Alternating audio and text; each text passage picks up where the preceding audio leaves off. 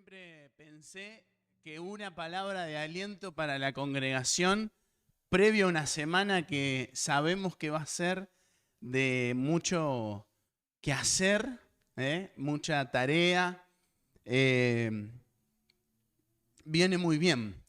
El mensaje de hoy lo titulé Que el desánimo no te desanime. ¿Qué te parece? Qué creatividad. Que el desánimo no te desanime. Renuévate. Estamos para escribir un libro. El título lo tenemos. El contenido todavía no. Yo quería pensar o pedirte que pienses por un momento en este desánimo como una tercera persona, ¿no? Que quiere desanimarte. Y no sé si alguna vez estuviste desanimado o desanimada. ¿Estuviste o solo a mí me pasó? Moveme la cabeza o haceme algo. ¿Estás ahí? ¿Estuviste desanimado? ¿Desanimada? ¿Te desanimás? ¿Te desanimás fácil? Algunos dijeron, no. ¿Saben que hay diferentes causas por las cuales nos podemos desanimar? ¿Se imaginan algunas? ¿Se animan a tirar así como salpicar ideas? ¿Cuáles pueden ser las causas de que nos desanimen? Perfecto. Sí. Por ahí cuando estamos medios débiles, nos desanimamos. Físicamente. ¿Bien? ¿Algo más se les ocurre? ¿Así? ¿Cómo? Cuando no vemos que se cumple la promesa que nos hicieron. Te desanima eso. A mí me da una bronca. Pero también te puede desanimar. ¿Algo más se les ocurre? Yo ya noté lo que pasa, pero cuando tenés una expectativa de algo y no pasa, decís. En otras palabras, sería cuando lo que pretendés que suceda, lo esperable, no sucede. Eso desanima. Yo había puesto algunas cosas. O genera desánimo que las cosas no salgan como uno quisiera. ¿Vieron cuando uno que es medio calculador encima dice, bueno, si salgo a las 6, llego 6:15, 6... Claro, pero saliste 6:10 porque no sonó el despertador. Entonces, cuando las cosas no salen como vos querés, a mí me desanima. También puse no ver resultados a pesar del esfuerzo. ¿Te desanimaría eso? Que trabajás, que te esforzás, que estudiás y no hay resultados favorables. ¿Te desanima? Falta de recursos. ¿Te desanima la falta de recursos? Los que fueran, ¿eh? Ausencia de vínculos sanos, ¿no? Cuando todos los que te rodean son un bajón, qué desalentador que es. El fallar a otras personas, ¿te desanima? ¿Te sentís como, uy, le erré? ¿Metí la pata? ¿Y el fallar a Dios nos desanima? Bueno, si no nos desanima eso, tendríamos que ver qué está pasando, ¿no? Cuando ya el pecado no duele, quizás nos estamos acostumbrando a esa vida de ofender a Dios, total, no me hiere. Sentirse frustrado, uno se desanima. Yo cuando me frustro, estoy desanimado. ¿Saben? La frustración o el desánimo es cotidiano en la vida de las personas. Ahora, si será tan cotidiano que Jesús tuvo que hablarle a sus discípulos diciéndole, muchachos, si andan desanimados, quédense tranquilos que andan por buen camino. Vamos a ir a Juan capítulo 16. Este capítulo de Juan es un capítulo donde Jesús alienta a sus discípulos diciéndoles, por ejemplo, no lo vamos a leer ahora todo el capítulo de Juan, pero yo se lo dejo como tarea, lean Juan 16. Por ejemplo, le dicen, miren muchachos, si el mundo me aborrece a mí, a ustedes el mundo los va a aborrecer. ¿Por qué? Porque son mis discípulos. También le dice que en el mundo tendrán aflicción. Es decir, Jesús advirtió a los suyos que íbamos a tener tiempos de desánimos, tiempos de tristeza. Y estos tiempos de tristeza llegan de forma constante. Debemos de recordar que Jesús se ocupó de las personas que estaban angustiadas. ¿Se acuerdan algún caso de alguien que estaba totalmente angustiado o angustiada y Jesús se ocupó? ¿Se acuerdan del centurión?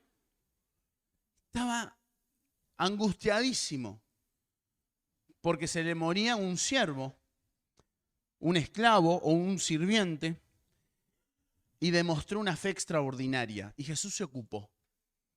Pero también hay otros muchos más. El paralítico del estanque de Betesda, por ejemplo, ¿se acuerdan? Y muchos otros. Jesús tuvo compasión de ellos y les dio ánimo. Dios sabía tanto que nosotros nos íbamos a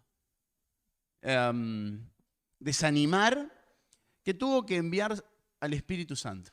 ¿Saben que el Espíritu Santo cumple la función de alentar a los creyentes?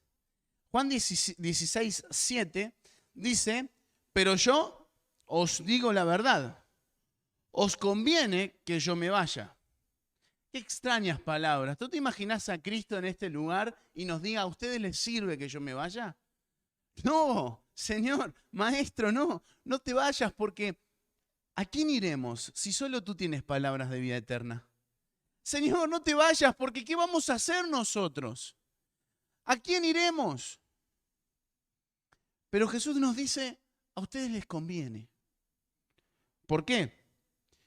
Porque si no me fuera, el consolador, el que consuela, el que alienta, el que anima y el que motiva, el que sostiene y el que guía, no vendría a vosotros. Mas si me fuere, os lo enviaré. He aquí un principio doctrinal que el Espíritu Santo es enviado. Acá vemos a un Dios que envía a hacer misión. El Padre envió a Cristo a hacer una misión y una tarea. Y Jesús dice que va a ser enviado el Consolador. ¿Por qué va a ser enviado el Consolador, iglesia? Porque le necesitamos. O mejor dicho, sin Él no seríamos. Sin su presencia, sin su sello, no seríamos salvos. En el Antiguo Testamento se dice, y lo vamos a leer, que el Espíritu Santo fluctuaba, por ahí estaba y por ahí no. Y el Salmo de David, que es el Salmo 51, que lo vamos a leer, dice, devuélveme el gozo de la salvación. Algunos hablan de que dame nuevamente tu presencia. Porque el Espíritu Santo se había apartado porque David había pecado. O la presencia de Dios se había alejado de David. Porque yo les dije que cometer pecado nos desanima. O puse yo que algo que me desanima es esto. Así que, ¿qué te parece si vamos a Salmos 51? Y mientras ustedes van a Salmos 51, también les voy a leer Juan 16:33. Estas cosas os he hablado para que en mí tengáis paz. Iglesia, no sé dónde ustedes van a buscar paz, pero es lindo tener paz, ¿verdad? Yo, algo que sufro es el no tener paz con mis hermanos en Cristo. Padezco no tener paz. ¿Por qué? Porque yo no puedo cruzarme con un hermano y no poder saludarle de forma tranquila porque nuestro vínculo es un vínculo de paz. Ahora, esta paz no quiere. ¿Saben por qué digo esto, que disfruto de tener paz? Porque he tenido conflictos. No es porque nunca los tuve. Ahora, esta paz la podemos encontrar solamente en Cristo. Y sigue diciendo el verso 33, en el mundo tendréis aflicción, pero confiad, yo he vencido al mundo. Jesús nos está diciendo, confíen, no en ustedes, no en las circunstancias, no en los vecinos, no en mi novio o en mi novia, no en mi esposo ni en mi esposa. confíen en mí, porque Cristo venció lo que nadie venció. Venció, cuando dice el mundo, no está diciendo la muerte. Está diciendo que venció la tentación. Está diciendo que venció el sistema. Y ya lo vamos, bueno, Jorge me sacó un versículo ahí. No me lo sacó a mí porque está en la Biblia, no es mío, pero ya se adelantó que es Romanos 12:2. No conforméis a este siglo. Les decía que el pecado algo que nos hace es desanimarnos.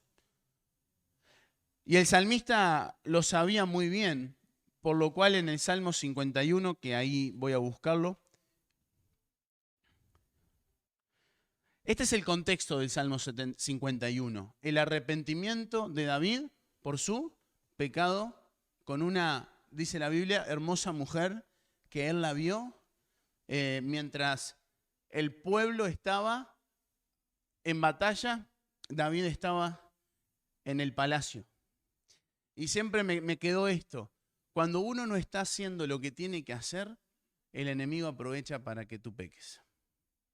Cuando no estamos en el lugar donde Dios quiere que estemos, posiblemente la tentación esté a la puerta.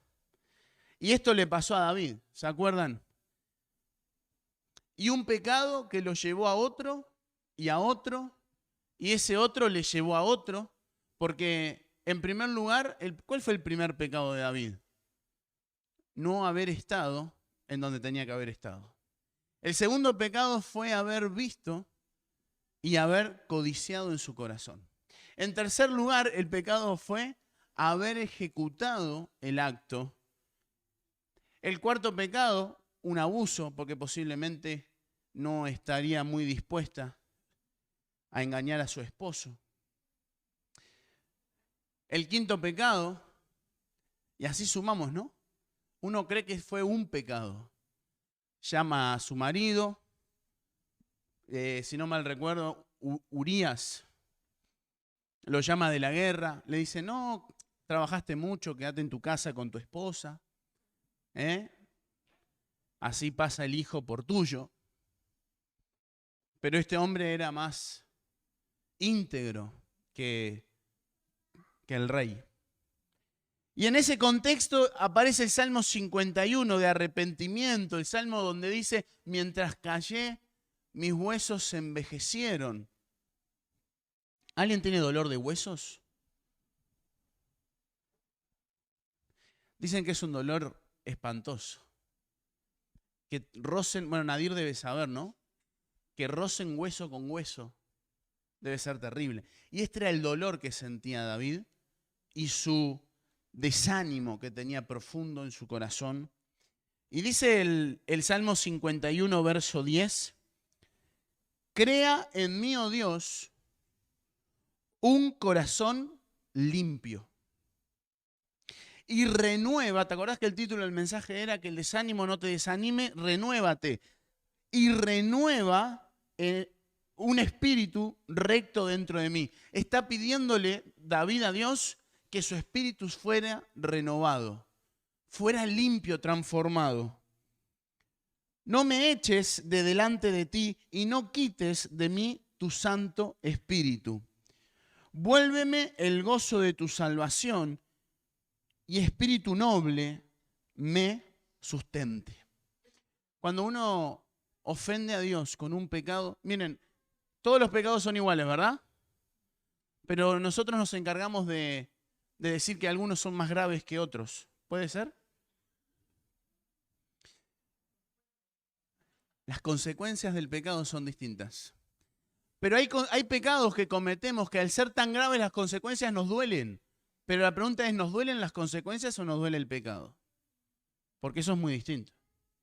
A veces me duele tanta la consecuencia que no me duele haber ofendido a Dios, sino que mi arrepentimiento es por lo que estoy pagando hoy. Pero te duele haber ofendido a Dios. En este salmo también encontramos una expresión preciosa. Límpiame con hisopo. ¿Alguien se tuvo que hacer un test en este tiempo de pandemia? Yo nunca, ¿no? ¿Nadie se hizo un hisopado? ¿Quién no se hizo? Mirá, hay gente que no se hizo, ¿eh? No les tocó. Qué bien. Así es el coso. Yo no sé. ¿Cómo? Yo nunca, las primeras veces que yo veía en la televisión, ¿se acuerdan que estábamos todos encerrados y veíamos? Y decía, ¿hasta dónde va eso, digo yo? Debe ser un truco que se mete así para adentro. El hisopo logra limpiar lugares bien ocultos o mugres bien ocultas en nuestras vidas. Por eso el rey David dice, límpiame con hisopo. Porque él sabía que a veces nuestra limpieza es un maquillaje. ¿O vieron cuando lavamos una lavada de cara al auto? Un poquito ahí, donde la rueda tira un poco de barro. Sacudimos las alfombras, pero nunca una aspirada, no lo aspiramos. También yo sé que hay gente que lo manda a lavar, pero quienes lo lavamos nosotros a veces nos hacemos y queda precioso.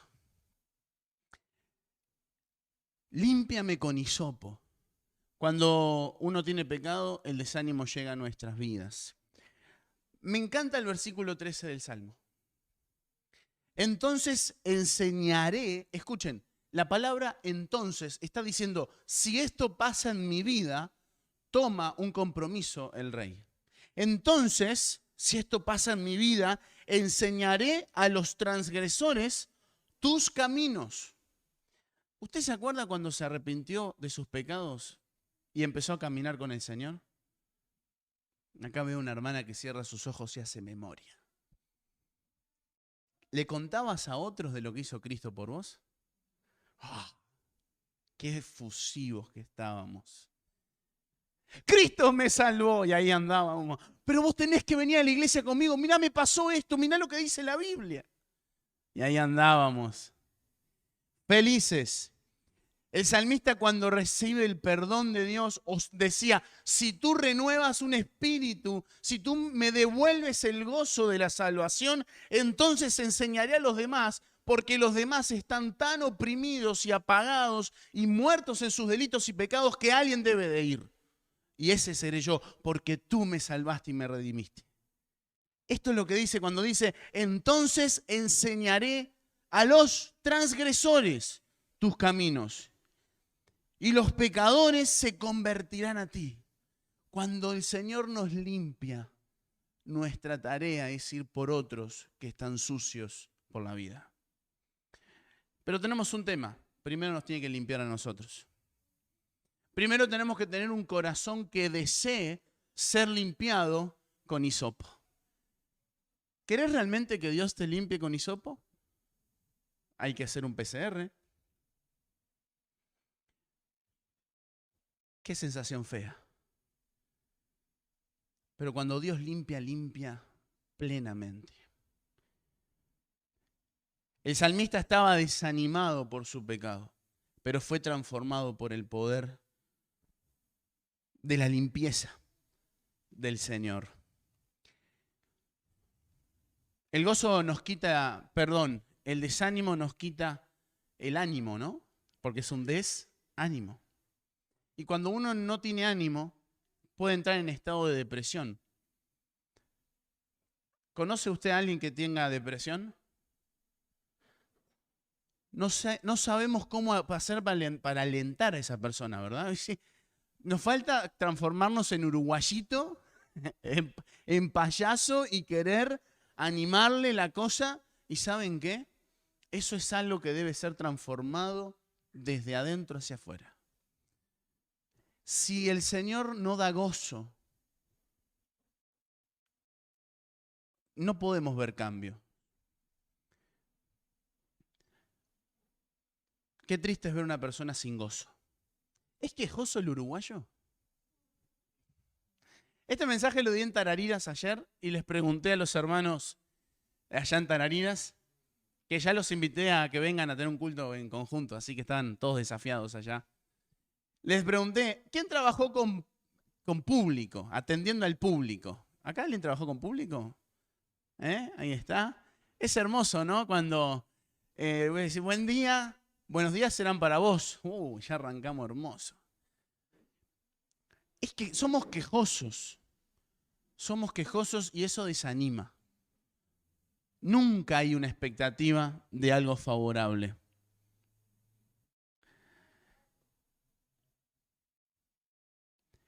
Cuando uno restablece el vínculo con el Señor, vamos a Isaías,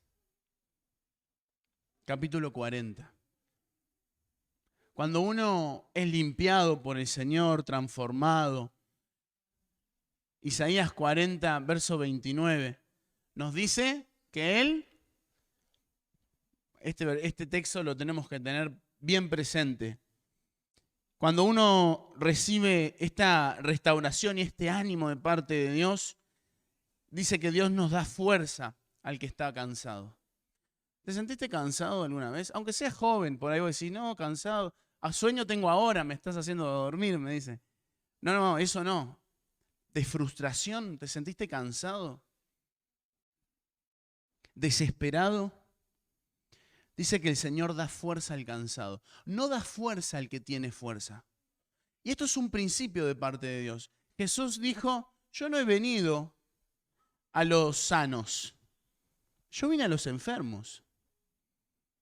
Y acá vemos que Dios no da fuerzas al que las tiene o al que cree tenerlas. Dios da fuerza al cansado. Y qué bueno es poder decirle, Señor, yo estoy cansado. Yo estoy agotado de esta situación, asqueado de esta situación. Dice la palabra de Dios entonces que Él da fuerza al cansado y multiplica las fuerzas al que no tiene ninguna. ¿Saben que Dios no es un Dios que suma? Es un Dios que multiplica. Y yo no me voy a meter en el área porque sé poco de matemática. Pero la multiplicación es una potencia, ¿verdad? No, me dijo que no, estoy frito. No, se me rió, pero yo sé que es mucho más, ¿verdad? La multiplicación. Dios es un Dios que multiplica.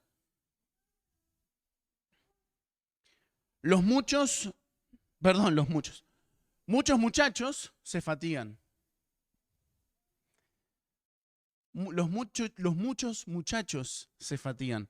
¿Saben? No es detalle menor que diga los muchachos. Porque aún los muchachos que tenemos fuerzas, mi papá siempre dice, bueno, lo que pasa es que ustedes los jóvenes tienen fuerzas. Si me dieran 30 años menos, dice mi papá siempre. No. Hoy decía Jorge, una reunión menos. No se puede tener menos. Los muchachos se fatigan y se cansan. ¿Cómo puede ser? ¿Cómo puede ser que los jóvenes se fatiguen y se cansen? Flaquean y caen. Ahora, ¿de qué se cansan los jóvenes?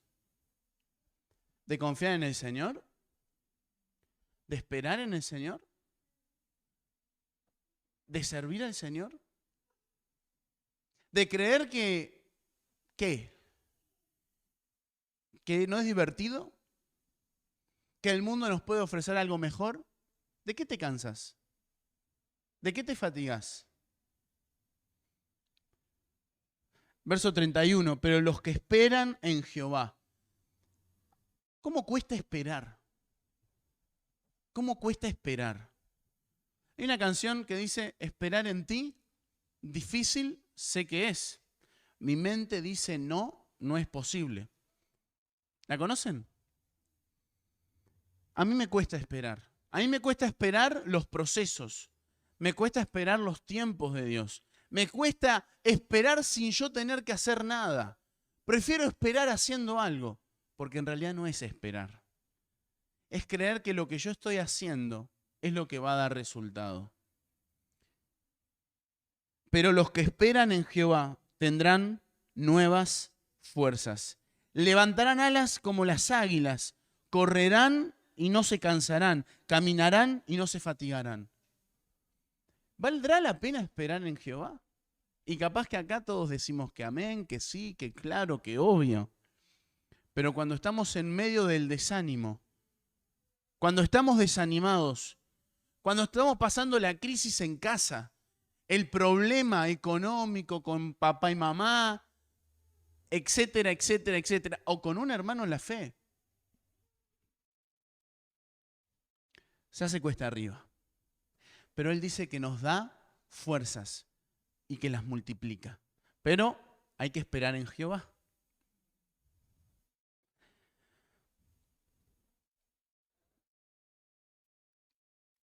Vendrán tiempos, iglesia, que tendremos ganas de volver a nuestra vida pasada. ¿Tuviste ganas de volver a tu vida pasada alguna vez? Yo sí.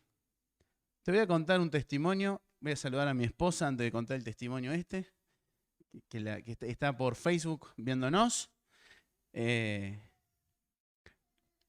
Cierta vez yo iba a la UTU en Montevideo a estudiar, estudiaba administración de empresas. Y una compañera de trabajo, de UTU, se fijó en mí. ¿Qué va a hacer? Se equivocó. Pero yo con 18 años, quienes tenemos autoestima baja, cuando alguien se fija en uno, ¿qué pasó? Es lo mejor que te pudo haber pasado. Pero no conocía al Señor esta chica. Así que yo me pregunté si no sería el momento ya de dejar la fe y vivir una vida fuera de la fe. Tenía 18 años.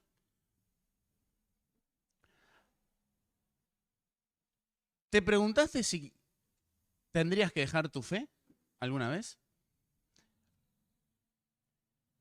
Yo hablaba con alguien hace unos días atrás y me dijo, estoy cansada de esto. Me dan ganas de hacer lo que hacía antes. No voy a decir lo que era porque no vale la pena compartirlo acá, pero quiero leer primera de Pedro 1. El desánimo nos dan motivos para volver atrás. Jesús dijo que el que agarra el arado y mira hacia atrás no es digno de él. ¿Se acuerdan? Dice el verso 13 del capítulo 1, por tanto, ceñid los lomos. Ceñid los lomos significa, o en otra versión lo pueden encontrar como estar listo para la acción, ¿no? Estar listo, siempre estar listo. Por lo tanto, ceñid los lomos de vuestro entendimiento. Acción en entendimiento. Y esto es importante porque uno tiene que entender lo que estamos viviendo y qué es lo que está pasando para saber esperar en el Señor. Decir, bueno, acá hay un problema tal y tal, Señor, yo voy a esperar en ti. No voy a hacer o sí voy a moverme. Sed sobrios y esperad por completo en la gracia que se os traerá cuando Jesucristo sea manifestado. Una vez más la palabra esperad. Empezamos a ver un principio, que para ver la manifestación de Dios en nuestra vida debemos de estar quietos. Verso 14. Como hijos obedientes, no os conforméis, escuche, a los deseos que antes tenías estando en vuestra ignorancia. En otras palabras es, en tiempos de desánimo, no quieras conformarte con lo que antes vivías. En tiempo de desánimo, no quieras volver a caminar en las tinieblas, porque Dios te llamó de las tinieblas a su luz admirable. Así que yo te animo a que no vuelvas atrás. Cuando uno está en tiempo de desánimo también, y ahí vamos al texto que Jorge mencionaba hoy en Romanos 12, nos conformamos a este siglo. No os conforméis a este siglo, sino transformaos por medio de la renovación de vuestra mente. Cuando estamos pasando desánimo, Dios nos dice, transformá tu mente, cambia la forma de pensar para que cambie vuestra forma de vivir. Yo lo mataría a mi marido o a mi esposa. Esa forma era la de antes. La de ahora es distinta. Aunque las ganas aparecen. ¿Para qué? Verso 2. Para que comprobéis cuál es la buena voluntad de Dios. En tiempos de desánimo debemos de comprobar la voluntad de Dios. En tiempo de desánimo debemos de esperar. En tiempo de desánimo debemos de buscar al Señor para que Él multiplique nuestras fuerzas. Saben que en Apocalipsis capítulo 2, verso 4, me gusta el capítulo 2 de Apocalipsis porque siempre dice, pero tengo contra ti. ¿Se acuerdan que le habla a las 7 iglesias? Pero tengo contra ti. Viene todo muy lindo, los primeros 3 versículos, 4, y en un momento dice, pero tengo contra ti. Dios nos libre de que cuando estemos en su presencia nos diga, muy bien, fuiste a la iglesia, muy bien, ayudaste con los niños, fantástico, diste una mano a los que te necesitaban, extendiste tus brazos y abrazaste, muy bien, pero tengo contra ti. Y ahí cada uno deberá de pensar si fuiste un fácil desanimador, o que te hayas desanimado o que hayas desanimado a otros. Porque si hay algo que es fácil es desanimar a los otros, porque es contagioso. Vaya que es contagioso desanimar a los demás. Dios nos libre de los tiempos de desánimo. Dios nos guarde. Pero yo te quiero decir que el tiempo de desánimo ha llegado. Va a llegar y seguro que ya pasaste. Quiero decirte, para terminar, que en Cristo tenemos la oportunidad de recobrar fuerzas y de vivir una vida diferente. Que los del mundo que no conocen a Cristo anden desanimados, vaya y pase. Pero nosotros, que tenemos la esperanza, que tenemos vida eterna, que tenemos perdón de pecado, que tenemos comunión con el Padre, ¿por qué estamos desanimados? No os conforméis a este siglo, sino renovados, renovados. Vamos a orar para terminar y pedirle al Señor que añada bendición a su palabra. Señor, una vez más, te damos gracias por tu palabra. Sin lugar a dudas hay mucho más para hablar del desánimo.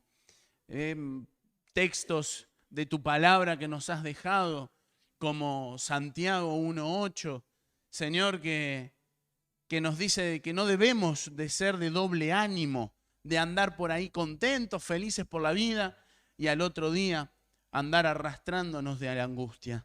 Señor, porque eso no refleja a un Cristo vivo, a un Cristo que más allá de los tiempos de persecución te buscaba en plenitud. Padre, te queremos pedir que nos ayudes a que el desánimo, porque va a llegar, no sea más fuerte.